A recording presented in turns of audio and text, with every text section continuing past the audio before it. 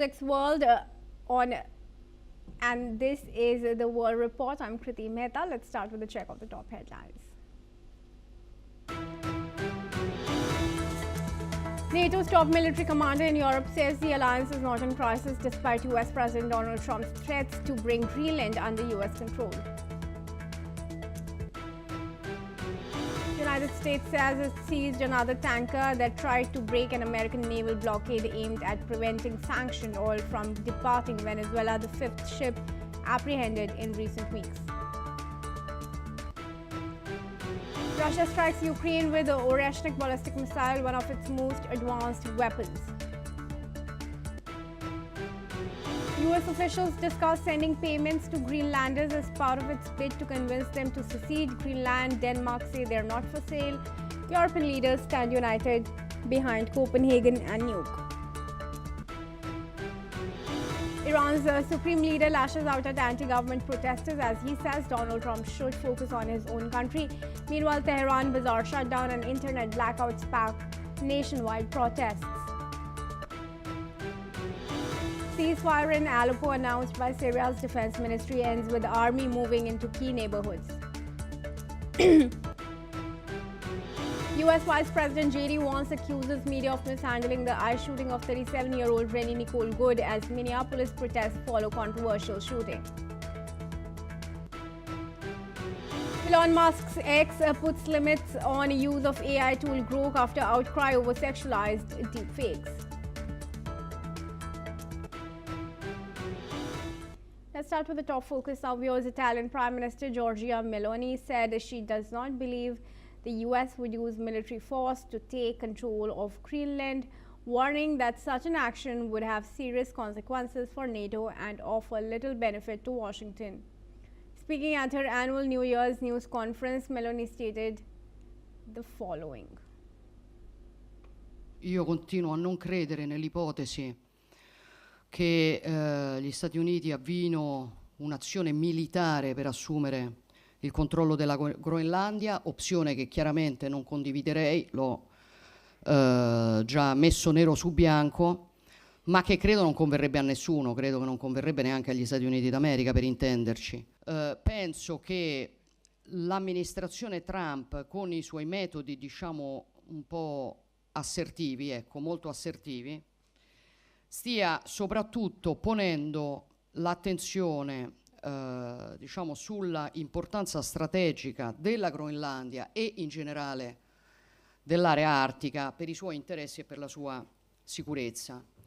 Si tratta di una zona, di un'area nella quale, come si sa, agiscono molti attori stranieri e io continuo a credere che il messaggio che gli USA vogliono dare è che non accetteranno ingerenze eccessive di altri attori stranieri in una area così strategica per la loro sicurezza e per i loro interessi. Meloni's comments followed renewed concerns after a US military operation in Venezuela and statements from Washington indicating it was considering multiple options to acquire Greenland. She also noted that many foreign actors are active in the Arctic and suggested the United States is signaling it will resist growing external influence in a region it views as vital to its interests.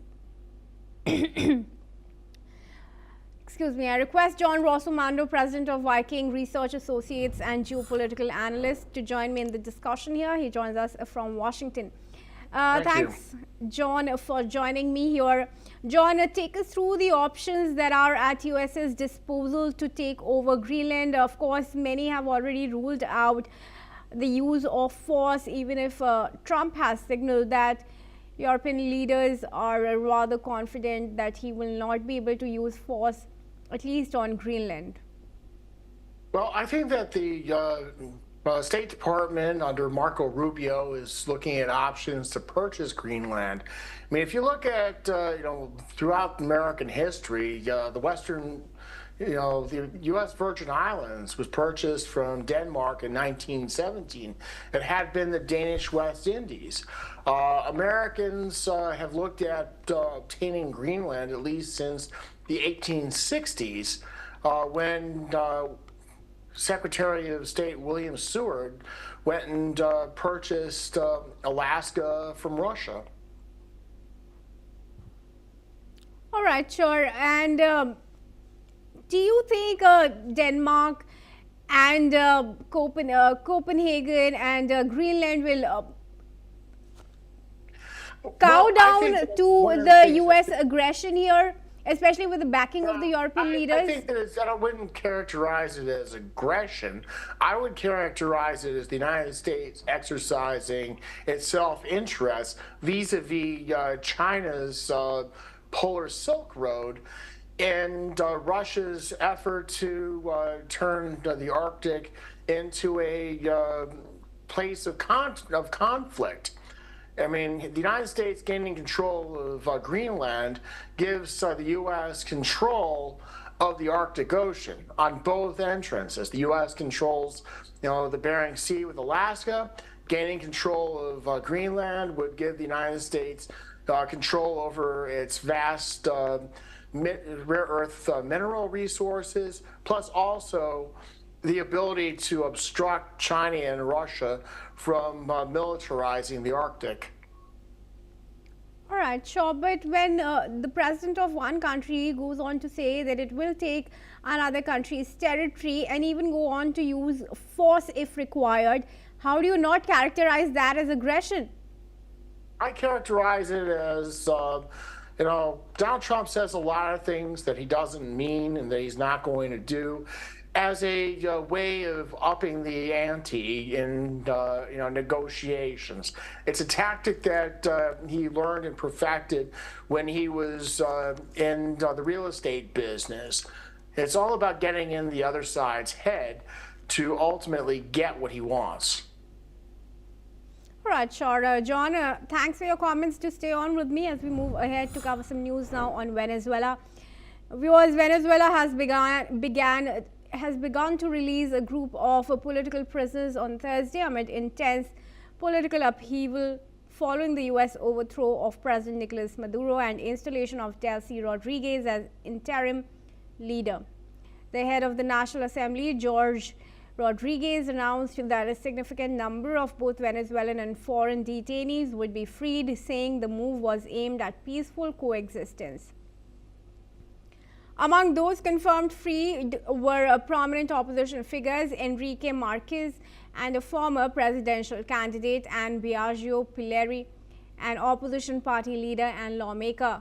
Social media footage and local reporting showed the two embracing loved ones after their release from prison. Spain also confirmed the release of 5 Spanish citizens, including Venezuelan Spanish rights activist Arroyo San Miguel.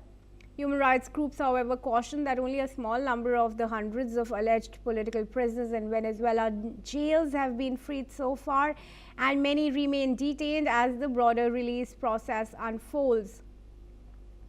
All right, John requested to join me back in the discussion here. How do you see these developments, given that Rodriguez, who is Maduro's interim and her previously vice president, his previous vice president, allowing the release of these political prisoners? Well, I think that it shows that Donald Trump has, power and is, treated with respect and with fear and trembling by the Chavistas who remained in control of Venezuela. In contrast, with the prior administration. So I think the release is something that is, outstanding and shows that President Trump is being taken seriously. Right, sure. And do you expect the leadership that's there in the interim to work closely with Trump, or is there going to be significant resistance, as is heard from opposition leaders like Gonzalez? Well, they simply don't have much in the way of options. I mean, the fact that Trump went and renditioned Maduro in the middle of the night in his pajamas is a reminder to the other, cartel leaders of the so-called cartel of the Suns that it could happen to them. I mean, right now, Diosdado Cabello, the Interior Minister of Venezuela, has been trying to give rhetoric And the United States is saying to him, you know, you either comply or we're coming for you. So they don't have much of a choice. Right, sure. Thanks, then, John, for joining me in this discussion. And we move ahead, viewers, to cover some news on Iran. Iran's Supreme Leader Ali Khamenei has struck a defiant tone as protests spread across the country. In a speech, Khamenei accused protesters of acting as vandals and mercenaries for foreign powers, claiming they were trying to release and please US President Donald Trump by attacking public property. He warned that the Islamic Republic would not tolerate what he called foreign-backed unrest and said the state would not back down. Khamenei urged Iranians, especially the youth, to protect national unity and remain committed to the country's political and religious foundations, saying unity would defeat any enemy. His comments come as demonstrations sparked by soaring inflation grow into the largest unrest Iran has seen in 3 years. Authorities have imposed internet blackouts, fightings have been erupted and flights have been cancelled and communications remain severely disrupted.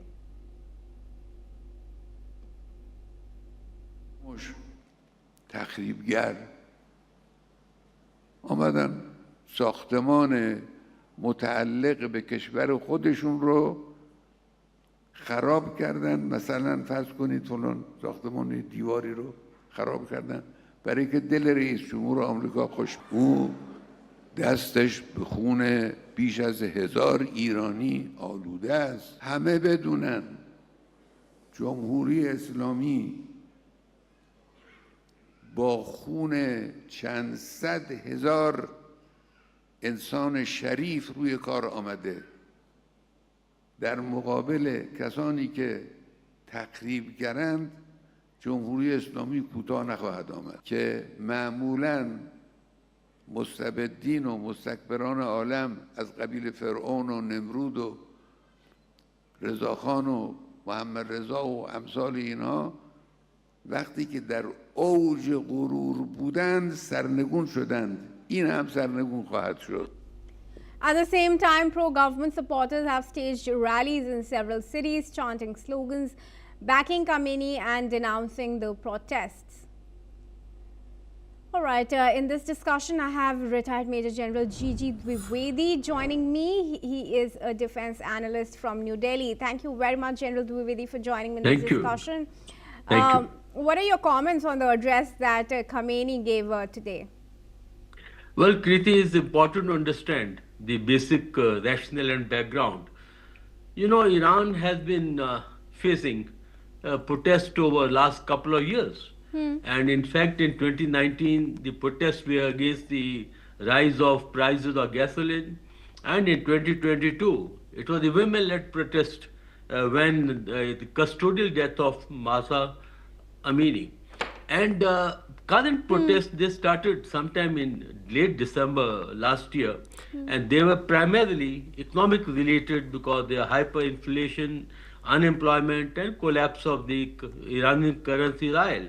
But very quickly, these protests took the shape of rather discontentment against the Islamic political system, and they spread like wildfire, and in all 91 provinces, and especially in big cities like Tehran or Isfahan.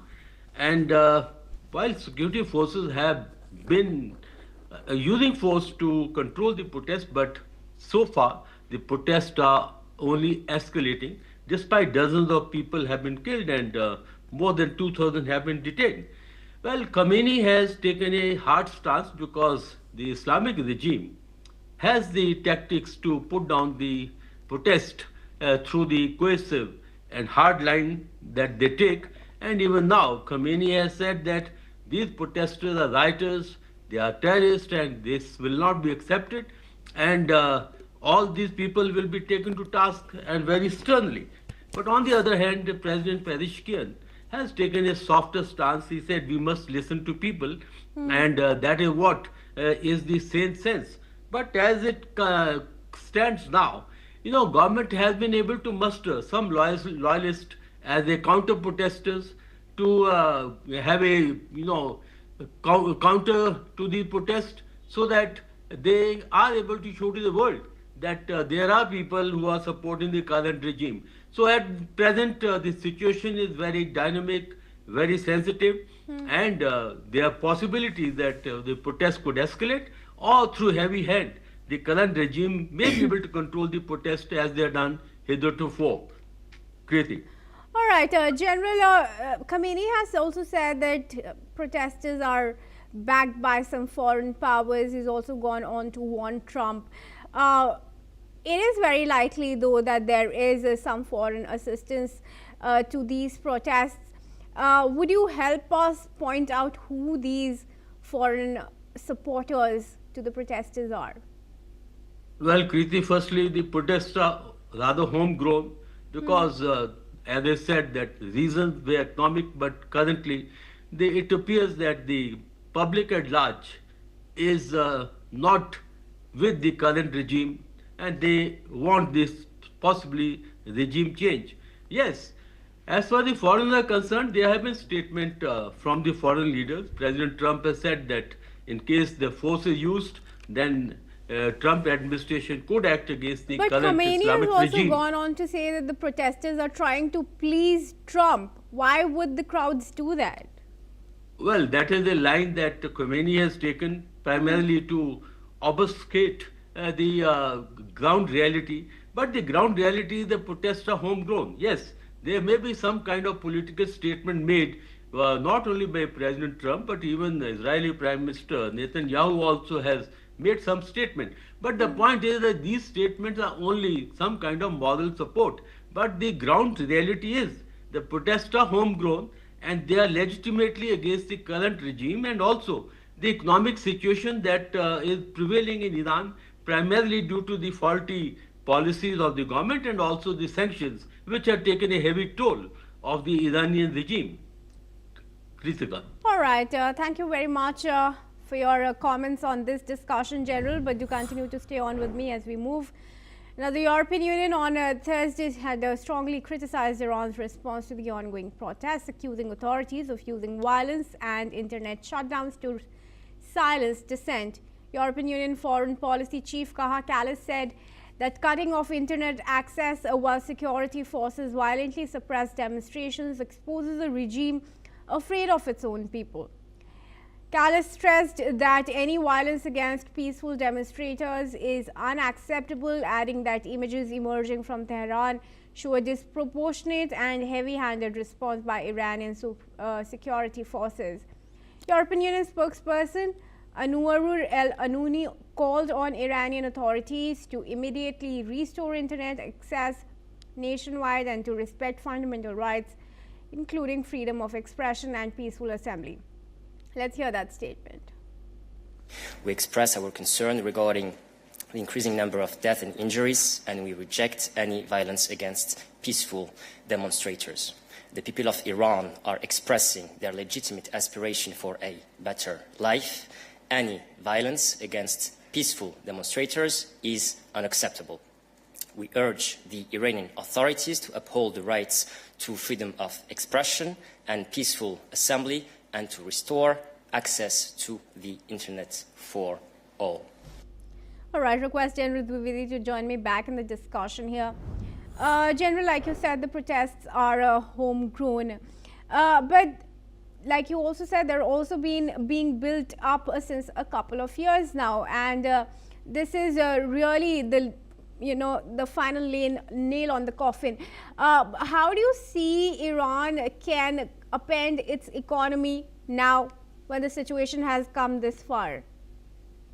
Well, Kriti, the Iranian economy is in deep trouble. And what are the cosmetic actions have been taken, like changing the governor of the banks and other actions? They are not going to actually deliver because economy is facing serious problems because of the firstly faulty policies of the current dispensation, and secondly is the sanctions that have been imposed on the Iranian government, especially when it relates to the nuclear program.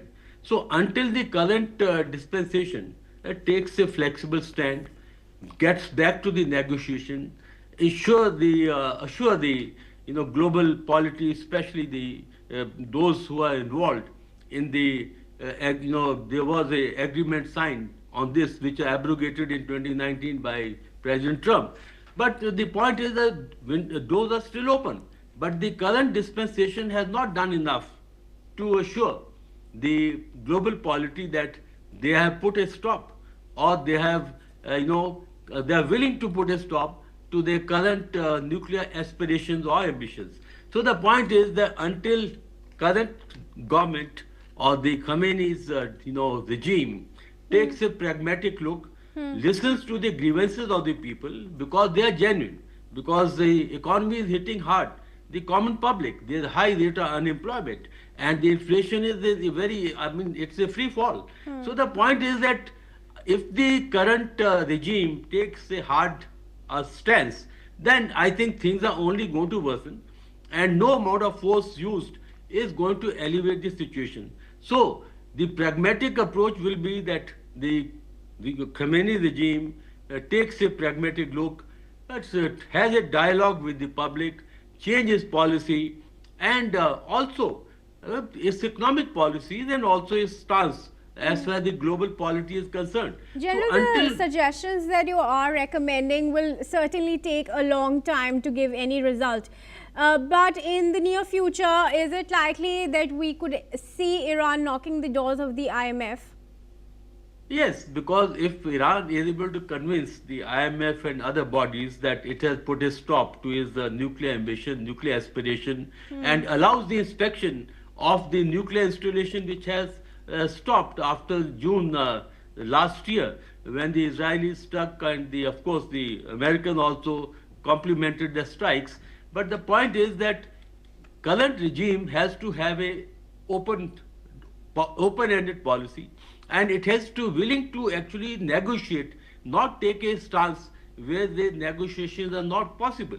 So they have to open the door, allow the inspectors to come in, convince the bodies like IMF that they are put an end to their nuclear program, and also more importantly their own people. They have to handle their own people in a pragmatic manner. The old format of putting down the protest through coercion, through force, I think is unlikely to deliver, because they have to change the playbooks, and playbooks is that they have to talk to the protesters, they have to listen to the genuine demands, and also they have to open out to the global polity, and then possibly there can be some relief from the funding, and also the sanctions can also be then possibly diluted or softened up. And all these actions require a dramatic change in the mindset of the current dispensation, Kriti.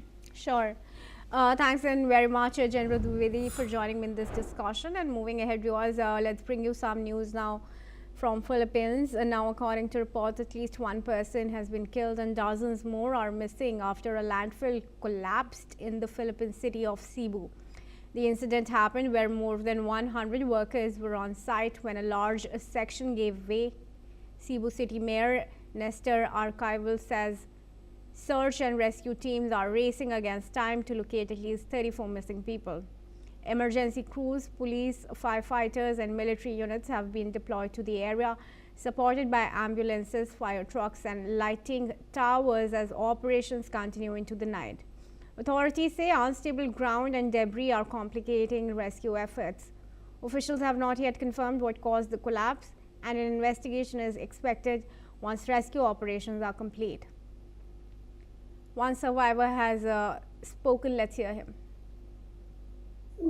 Sama akin na po amiga ko na i-orient ni kay nag-evaluation, orient ni. Paggawas na ko, abong ko na po ang tubig. Kaya buong ko na uso ni kakasat ko, ang ko helicopter ng hangsa. So, paglinin ako, masura naman ang building, nagpuyong. Dasal ko na siguro na maluwas ko. Pagdating siya na akong kauban, nagpuyong sa operator sa hotel. Hindi mo nakal sila. Moving ahead, British Prime Minister's office has sharply criticized a decision by Elon Musk's AI chatbot Grok to restrict its AI generation tools to paid subscribers following widespread outrage over the technology being used to create sexualized deepfake images. A spokesperson for Prime Minister Keir Starmer, David Papers, said the move does not address the underlying problem, arguing it merely places a tool capable of producing unlawful images behind a paywall. Pair said limiting access does not prevent abuse and fails to protect those targeted.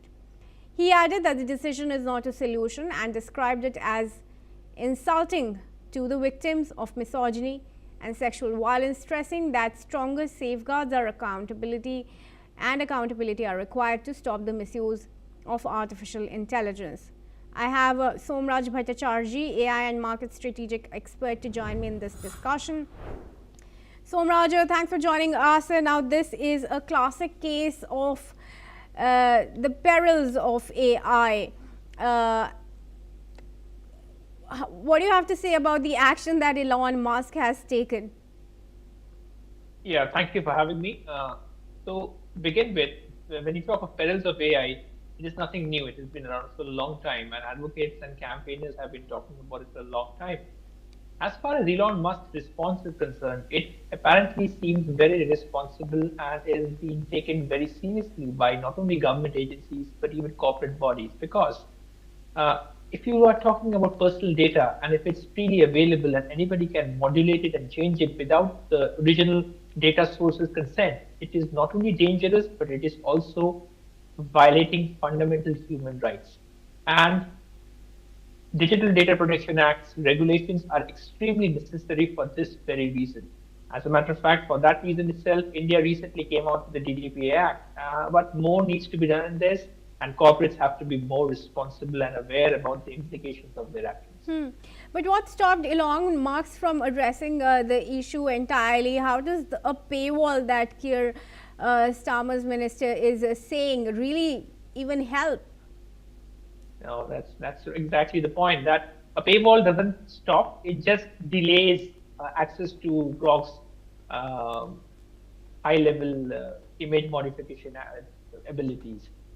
What people are saying is that Elon Musk should be taken to court for his actions. Yeah. And not only Elon Musk, most of the companies which are violating such fundamental rights should be taken to court. So not only do you take legal action, but also a social outcry and outreach campaign needs to be done to take such actions more seriously. As far as Elon Musk is concerned, he's not concerned because he knows his users will be there. He's not going to lose out his user base. He's not going to lose out his subscriber base, and people will have what they want at the end of the day. He is looking at this rather, and sadly enough, he is looking at this moment as an opportunity to make more money. So that is again something that we need to be more cognizant about. Corporates need to be more cognizant about. All right. Would you not say then that Musk being taken to court over this is now a writing on the wall? Absolutely. This is coming. I'm sure government agencies are working on this. And I foresee the EU, the European Union, taking strong legal action on this because I don't expect much action from the US, considering the current dispensation over there. Yeah. But I definitely feel other countries like India, like Australia, will also be waking up on this matter because, again, 50% of our population is female, right? You can't just ignore their rights and make merry and make money out of it. Unfortunately, this would even affect the male population. Yes, even. But right now, I was addressing the matter at hand, which talked about explicit images of females. But you're very right. Not only that, it also violates the rights of the LGBTQI community, of disabled people, of children. Child pornography is on the rise. So there are lots of legal, social, and ethical concerns which might be impacted. And the sooner they're taken to court, because if you remember 3 to 4 years back, Twitter had to bend down and abide by Indian laws. I'm just giving a use case from India. Correct. I'm sure if each and every country wakes up and takes action accordingly, these corporates who are running amok right now, they will be made compliable and answerable. Indeed. Thanks very much, Somraj, for joining me in this discussion. It was good to speak with you. With that, viewers, that's a wrap on this edition of the World Report on NewsX World. Thank you for staying tuned.